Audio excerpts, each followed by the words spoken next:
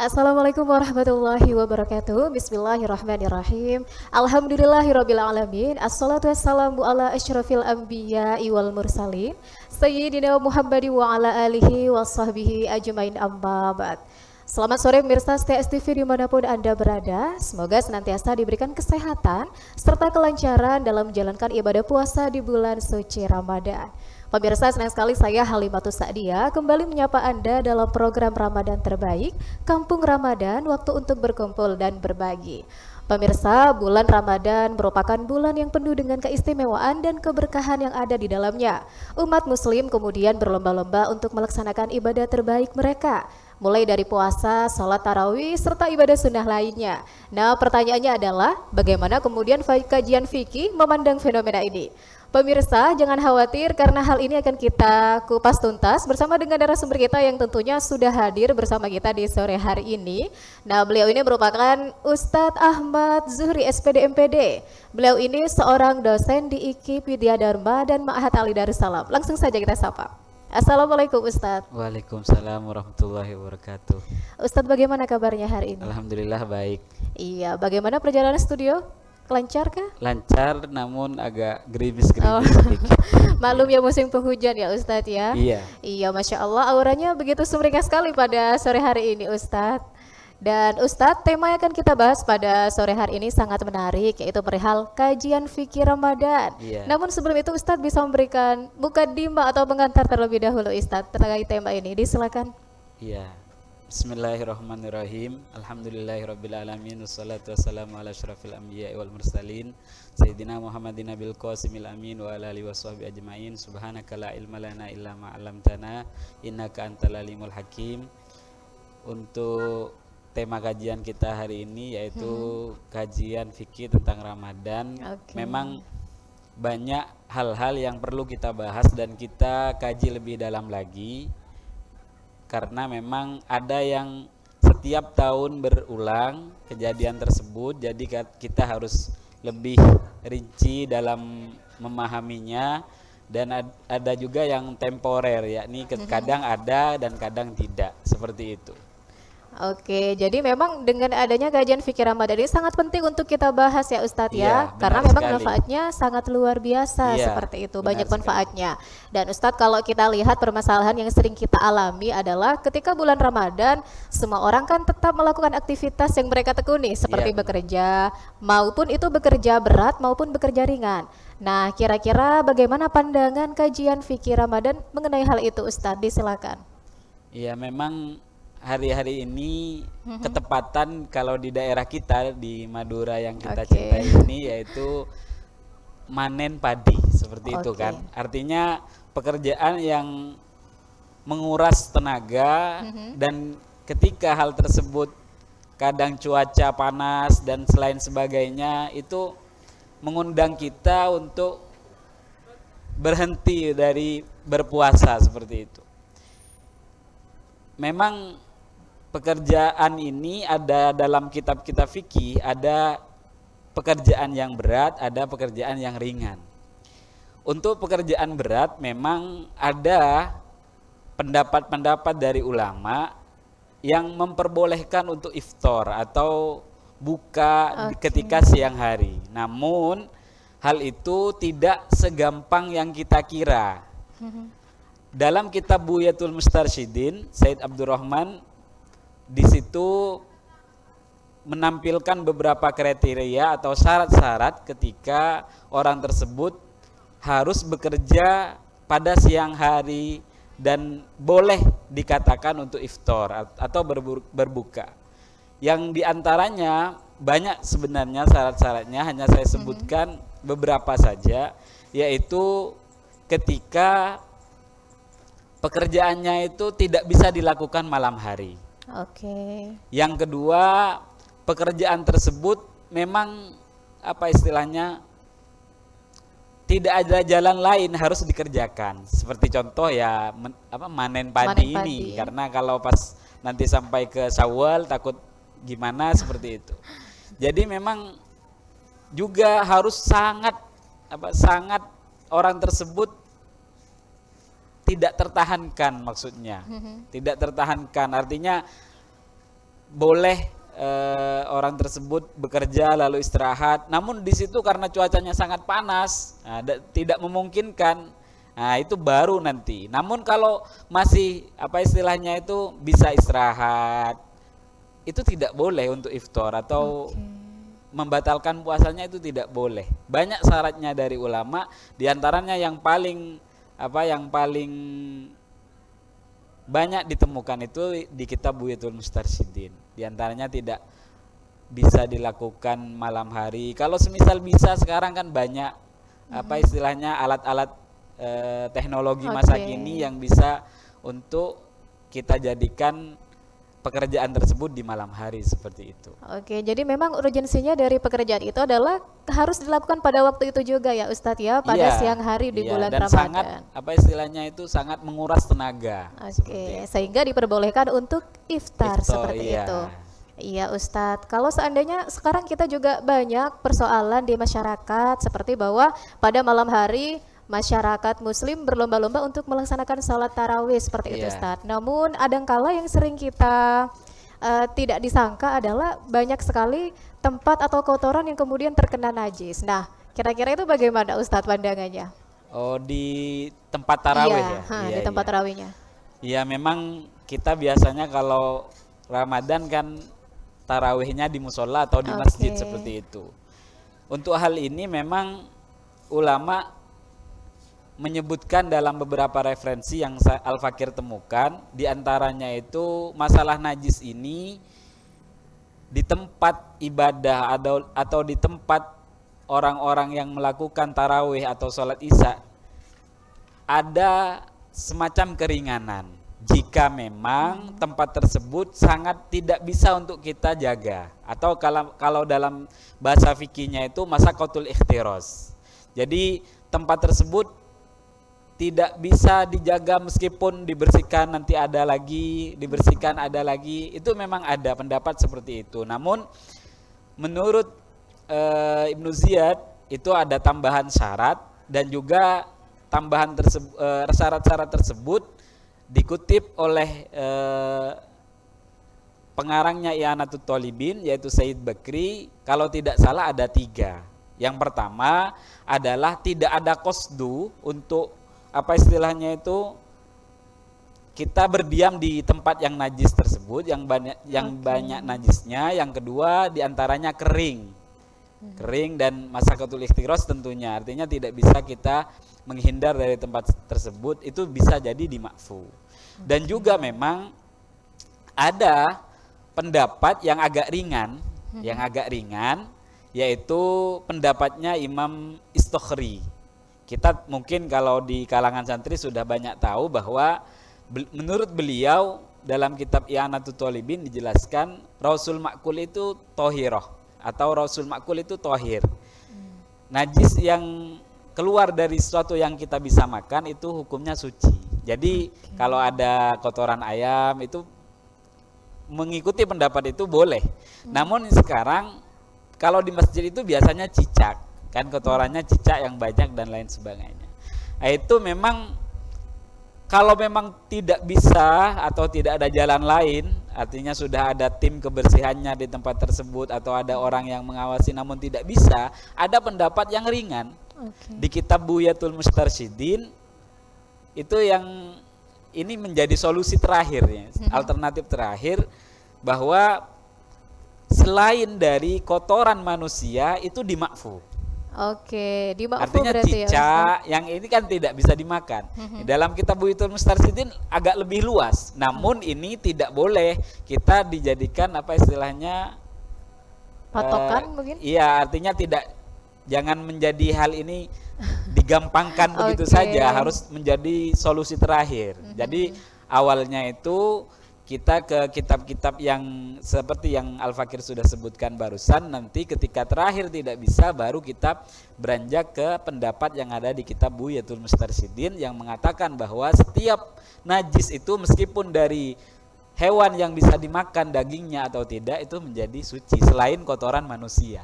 Seperti itu. Jadi memang ada beberapa pendapat ulama ya Ustadz ya, mulai dari yang ringan sampai juga yang berat Iya, seperti benar itu. sekali. Kalau seandainya yang berat tidak bisa, rasanya tidak bisa dilakukan, mungkin yang ringan-ringan saja seperti itu Ustadz ya. Iya, benar sekali. Oke, dan Ustadz, hal yang paling sering kita jumpai atau sering terjadi berita-berita viral di saat bulan Ramadan yaitu Iya. kebanyakan orang-orang atau pedagang yang tetap menjual makanannya di siang hari. Nah, hal itu juga menjadi pandangan tersendiri bagi masyarakat muslim seperti itu.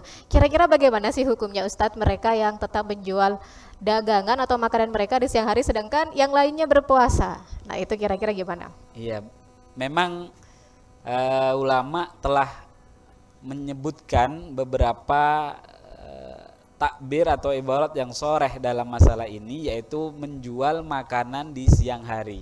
Oke. Yang ada itu di kitab I'anatul Thalibin, ketika kita tahu bahwa orang yang membeli tersebut tidak berpuasa tanpa Oke. udzur, maka kita menjual ke si pembeli tadi hukumnya haram. Oke. Haram karena kenapa haram? Menurut ulama di ibarat selanjutnya itu termasuk i'anah alal maksiyah, menolong pada kemaksiatan. Sedangkan dalam qawaidul fikih i'anah alal maksiyah itu maksiyah. Jadi menolong kepada maksiatan itu termasuk maksiat, artinya diharamkan. Lah nanti ada pembahasan lagi, itu ibaratnya di i'anah. Kalau tidak salah di kitab Bujairimi itu disebutkan bahwa konsepnya kita menjual itu kan kadang tidak tahu kan, kadang tidak tahu apakah mau di orang tersebut tidak puasa atau tidak. Itu menurut ulama yang haram itu ketika kita mengetahuinya atau Oke. berprasangka. Berarti berprasangka itu 75%. Jadi jika seperti itu maka tidak boleh. Namun kalau tidak seperti itu, artinya oh ini mungkin dikasih pada istrinya yang sedang haid atau ada korenah ke situ. Kita tahu bahwa makanan itu tidak dimakan si pembeli yang laki-laki tadi, itu nanti boleh. Oke. Jadi memang ada tafsilan-tafsilannya seperti itu Iya, kalau jadi memang sesuai dengan apa yang kita ketahui atau tidak kita ketahui seperti itu Ustadz ya. iya, iya. Jadi Dan Ustadz, mohon maaf kita akan Oh, jeda iya, iya. terlebih dahulu. Pemirsa di rumah jangan kemana-mana karena kita akan kembali seusai jeda berikut ini tetap di STV Cermin Kaum Santri.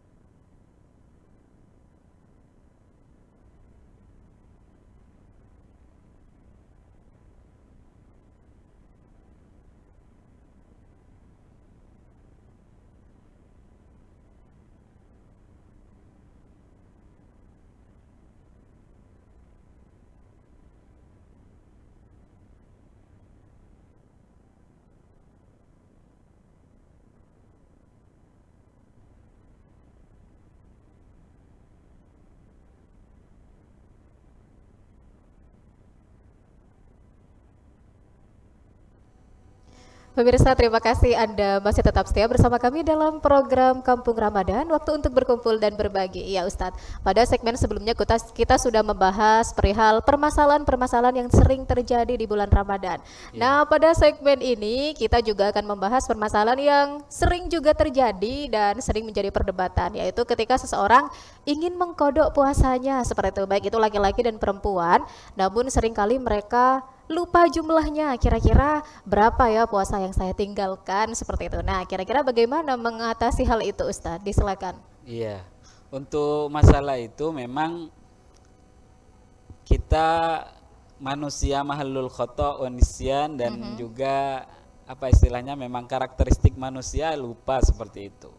Dan untuk masalah jumlah ini ada ulama yang menyebutkan, yaitu Imam Ghazali, yang mana pendapat ini dikutip di kitab Is'adur Rafiq, bahwasanya ketika ada orang yang punya kewajiban untuk mengkodok puasa lalu dia lupa akan berapa hitungan atau jumlahnya, maka dia mengkodoknya dengan keyakinannya. Artinya menurut Imam Ghazali dia harus ijtihad, berhati-hati dalam apa istilahnya itu, hitungannya itu, anggaplah ketika orang tersebut ragu apakah 5 atau 6, kodok 6, seperti itu istilahnya. Artinya ambil yang lebih banyak,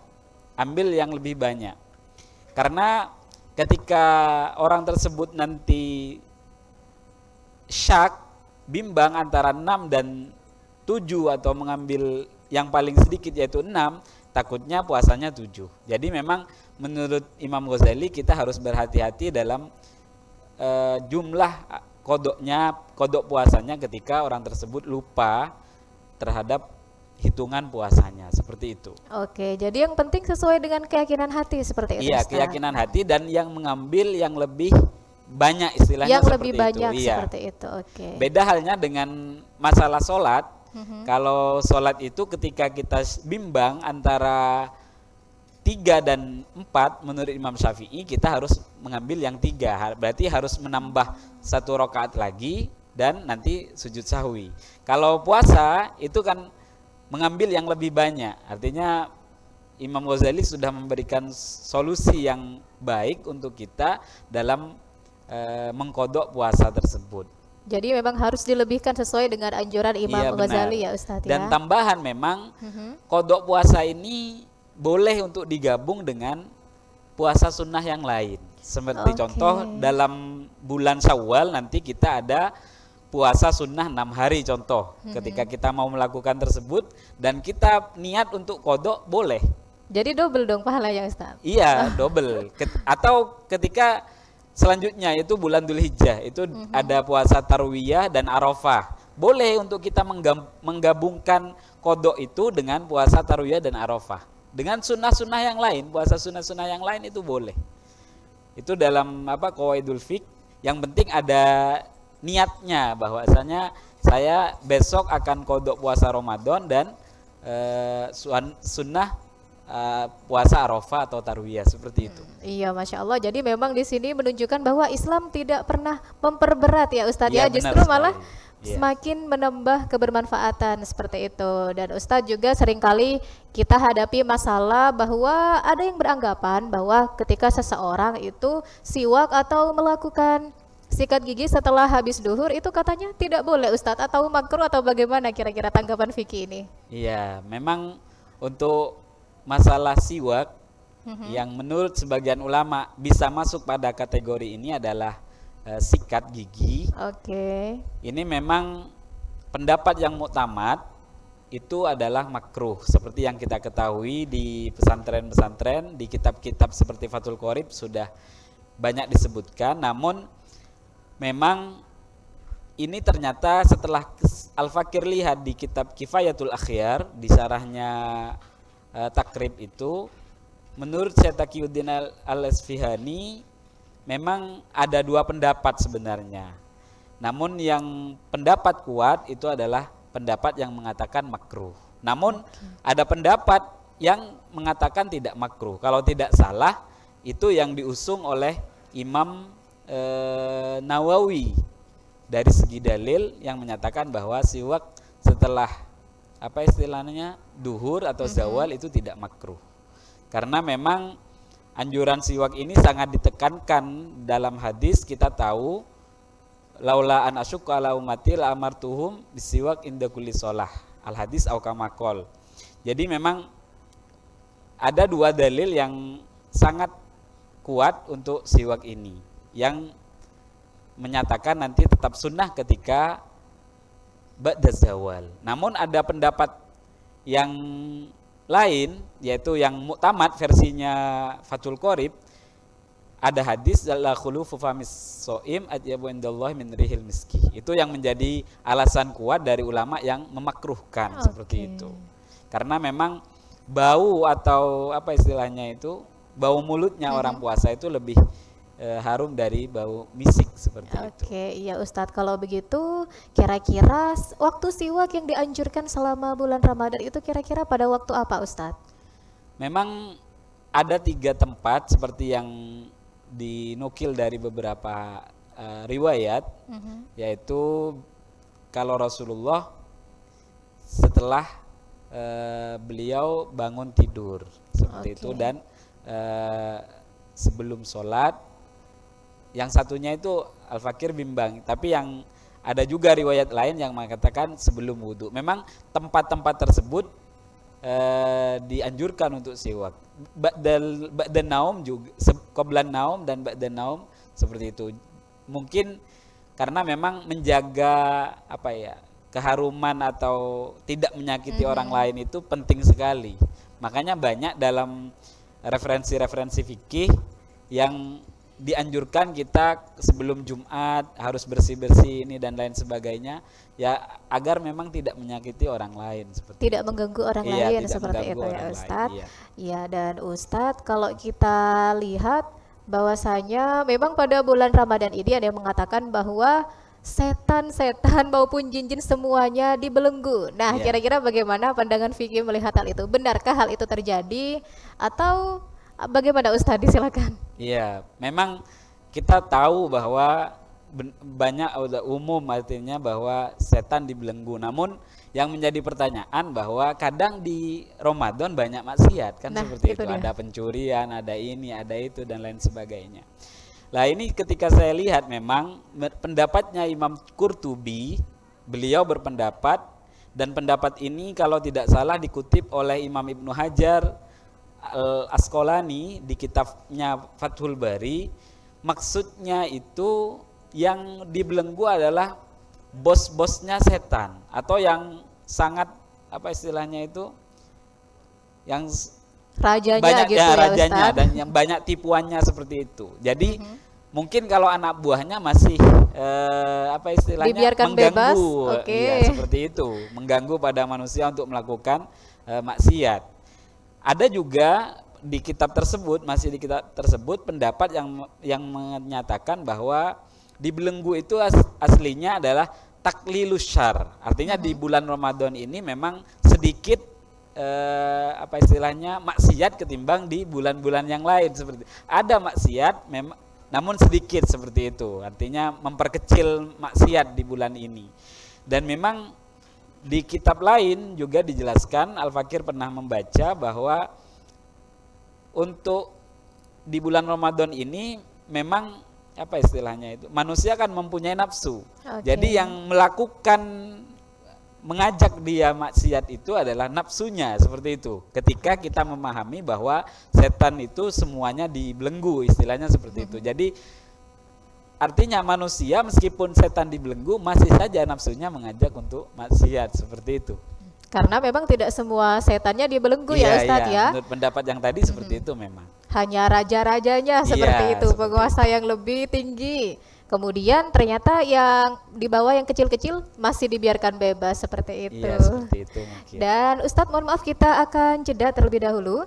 Pemirsa di rumah jangan kemana-mana karena kita akan kembali seusai jeda berikut ini. Tetap di STV Cermin Kaum Santri.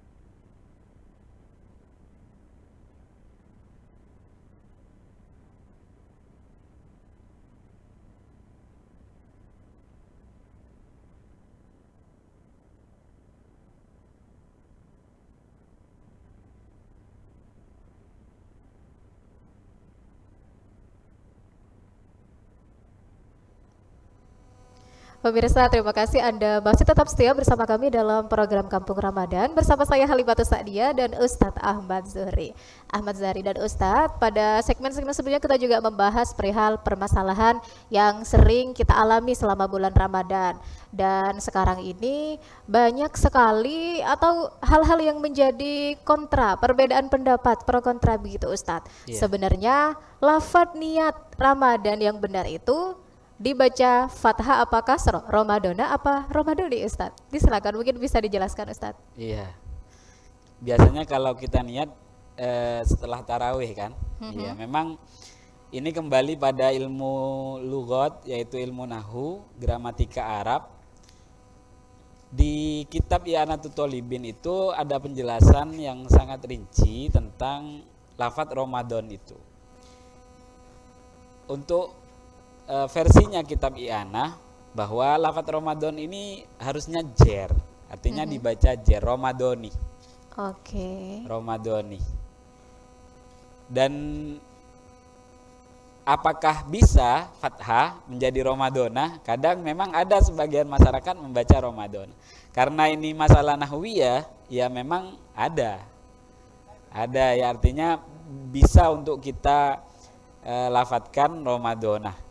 Ya meskipun dibaca Ramadoni atau Ramadona sebenarnya tidak mempengaruhi pada esensi niat itu sendiri, namun secara nahwu yang benar itu adalah Ramadoni. Meskipun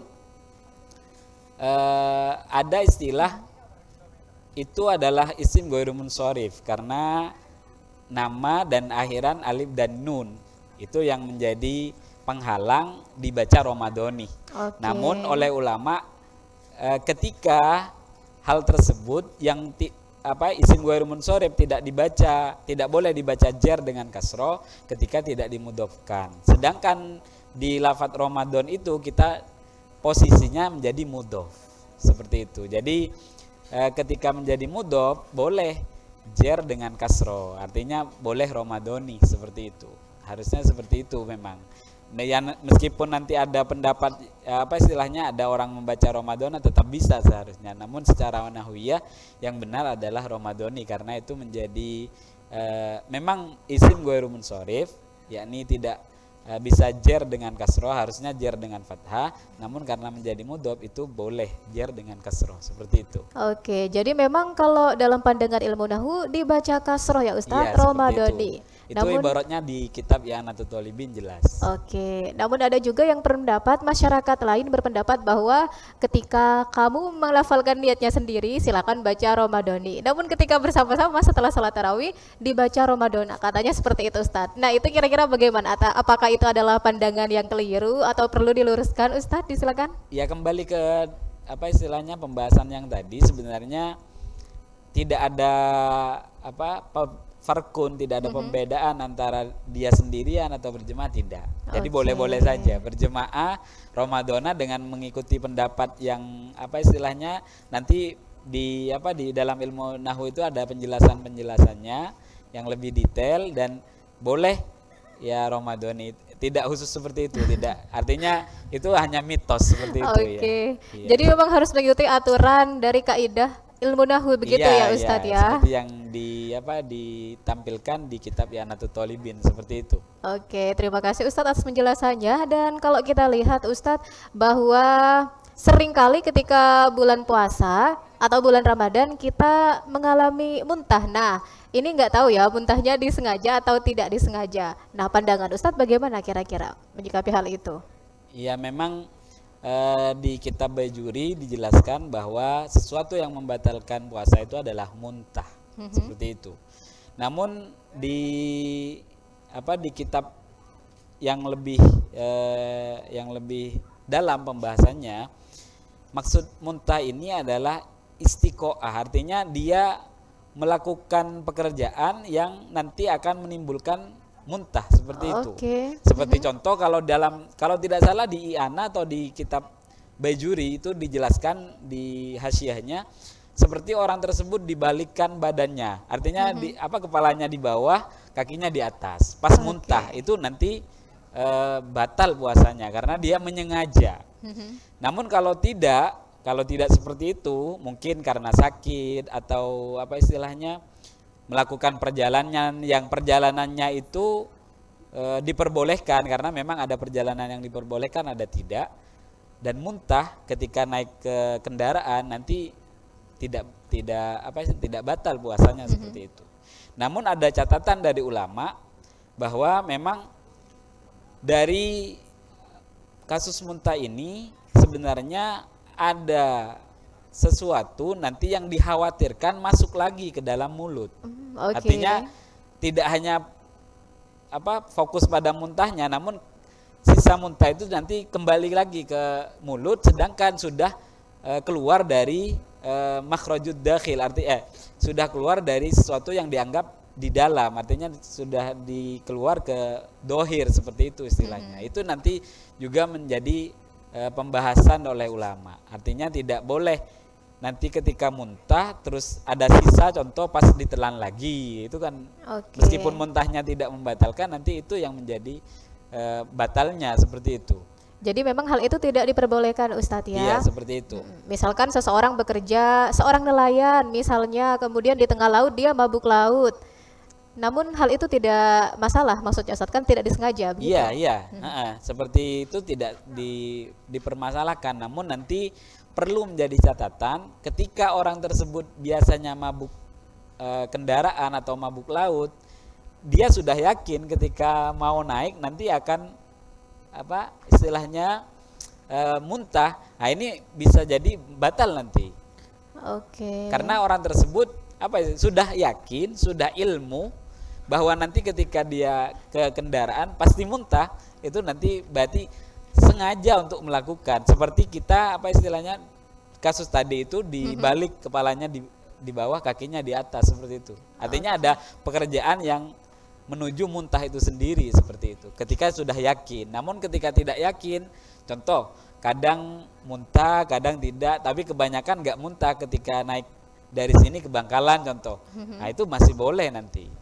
Jadi memang ada rincian-rincian yang harus kita pahami betul untuk masalah istiqoah ini. Namun kembali ke awal bahwa menurut tafsirannya ulama, yang dimaksud qai'u itu atau muntah itu adalah ada istiqoah, ada menyengaja untuk mengeluarkan muntah itu sendiri, seperti itu.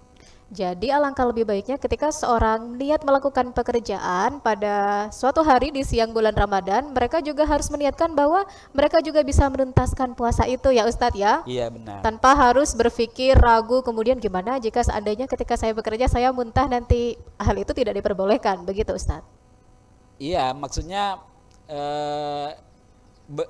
bekerja terus, ya bekerja dengan semampunya dia.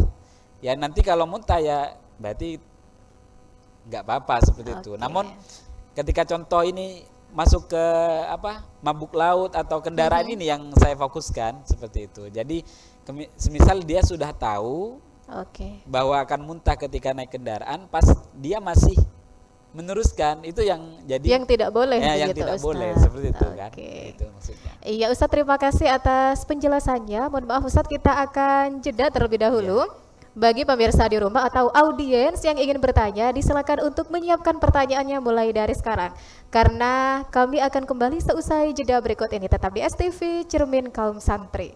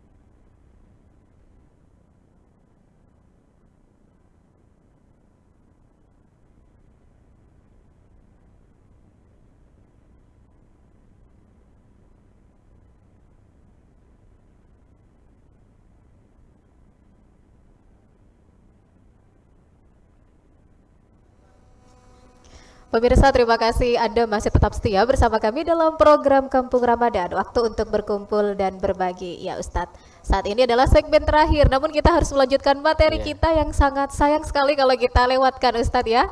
Dan Ustadz, permasalahan yang sering terjadi dan sering kita alami adalah banyak sekali anggapan orang-orang yang mengatakan jika mengkodok puasa pada bulan Sya'ban itu tidak diperbolehkan Ustadz. Nah itu kira-kira bagaimana Ustadz? Iya.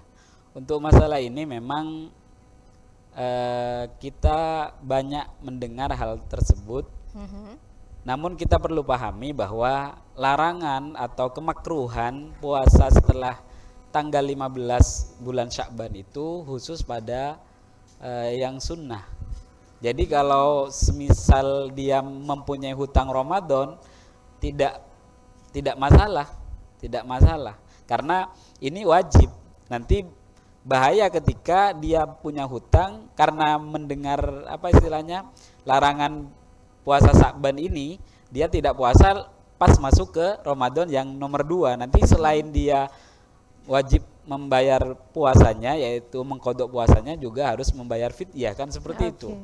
Jadi memang untuk masalah ini perlu kita pahami bahwa, saya ulangi, untuk yang dilarang itu puasa sunnah setelah tanggal 15 bulan Sya'ban. Namun untuk mengkodok atau nadar yang wajib-wajib itu tidak masalah. Jadi harus dikodoi, nanti takut sampai ke Ramadan yang kedua seperti itu. Jadi memang tidak dipermasalahkan seperti Iya, itu Ustadz seperti ya, itu, apalagi mengkodok bulan puasa.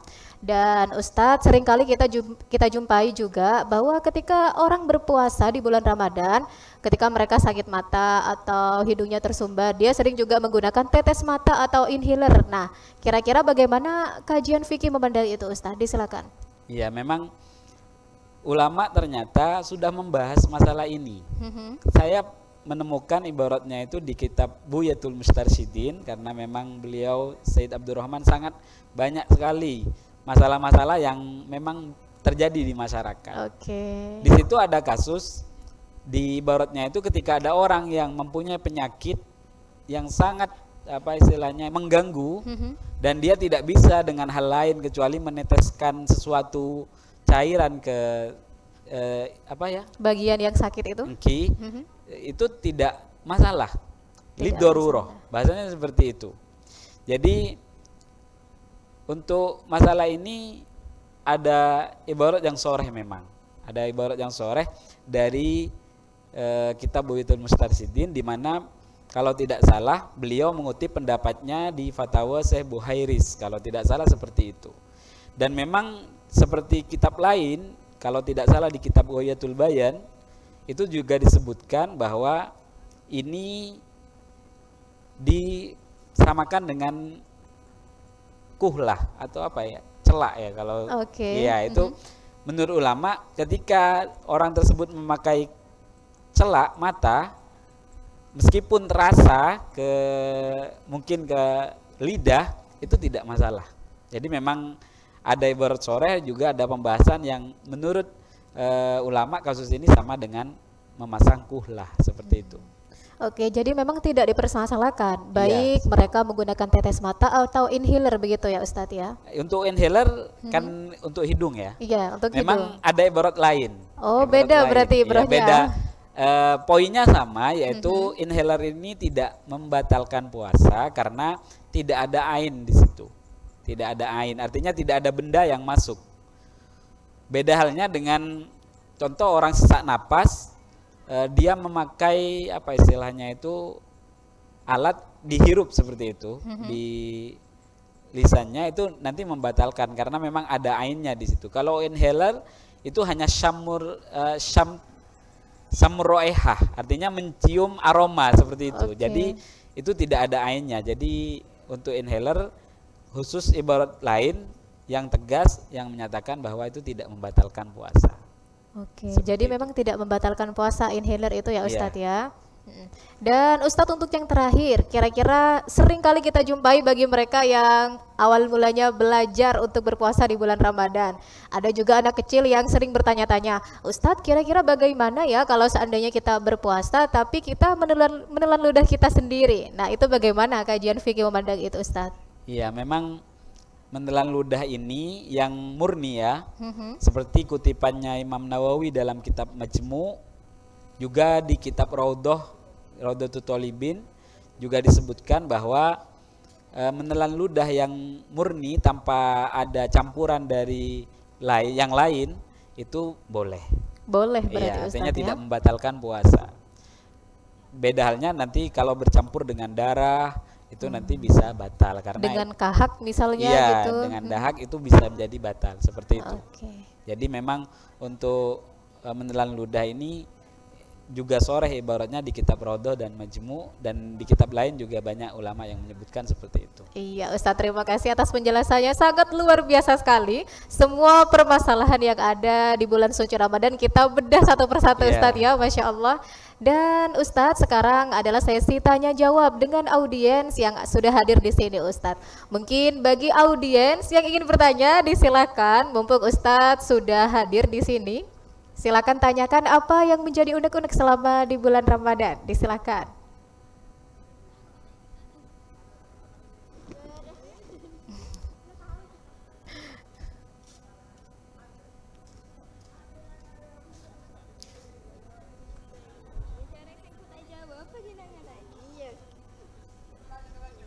Oke, ternyata pertanyaannya sudah dijawab Oh tuntas iya, oleh kita alhamdulillah. semua Ustadz tadi Alhamdulillah, sesuai ya. dengan diskusi kita. Alhamdulillah ya Ustadz ya, Masya Allah, luar biasa sekali. Jadi memang Islam tidak pernah memperberat begitu ya Ustadz ya. Ya, yang Justru penting kita belajar untuk mengetahui itu. oke, Iya. sesuai dengan anjuran-anjuran para ulama, Iya, imam benar dan lain sekali. sebagainya. Jadi memang bulan Ramadan ini merupakan bulan yang penuh istimewa. Bagaimana Allah juga mengistimewakan seluruh umat muslim. Jadi kita sebagai umat muslim di bulan suci Ramadan harus benar sungguh-sungguh ya Ustadz ya, Iya. mencari ilmu atau pengetahuan yang sesuai dengan permasalahan yang sering kita alami selama bulan Ramadan. Dan Ustadz, terima kasih atas waktunya. Iya, Semoga sama. lain hari kita bisa bertemu kembali. Amin, ya. Dan tentunya untuk pemirsa di rumah yang sudah setia menemani kami dalam program Kampung Ramadan, saya juga ucapkan terima kasih banyak dan kepada para audien yang sudah hadir di sini. Saya Halimatus Sa'diyah pamit undur diri, sampai jumpa di tahun selanjutnya. Wallahul muwaffiq ila aqwamit thoriq. Wassalamualaikum warahmatullahi wabarakatuh.